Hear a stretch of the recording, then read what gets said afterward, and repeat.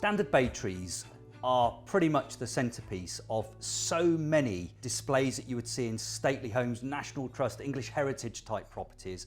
You pretty regularly see these as points of focus, points of emphasis, standout changes. Almost, it's like the gardening version of a punctuation mark when you write words. That's what this kind of plant does for your gardening displays.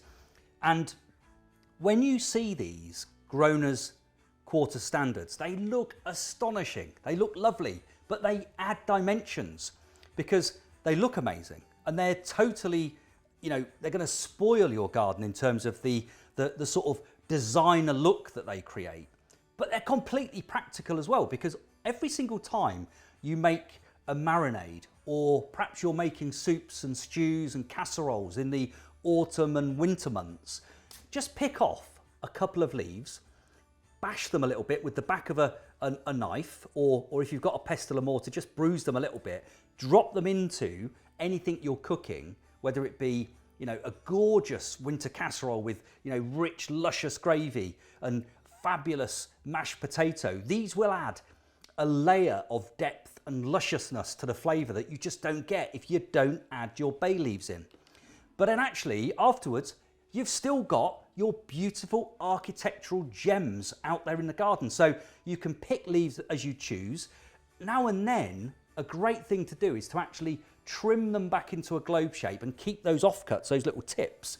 And you can do one of two things. You can either dry them out and put them in a jar, use them when you want to then, or you can actually do what I sometimes do, which is pop them in a bag into the freezer, and then when you want a fresh bay leaf, just go to the freezer. If you've recently pruned and you haven't got any fresh growth, you can just take them out of the freezer, 1 or 2 leaves at a time.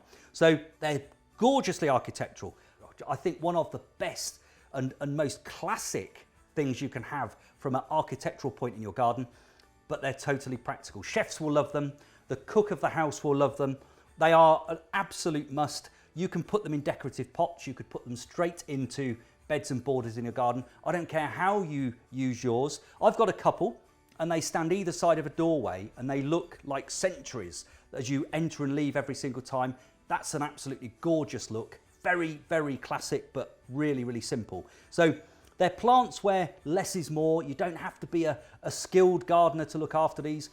Get them in a pot or plant them in the soil, keep them watered, feed them with a bit of blood, fish and bone 2 or 3 times a year, and just give that head a trim back to its globe shape whenever it gets slightly unkempt. A bit like when you go to the barber's, just give it a trim around the edges, keep it globe shaped. That's pretty much the only work you do. So bay trees in their standard form, an absolute must, beautiful in your garden. I really do hope you get yours.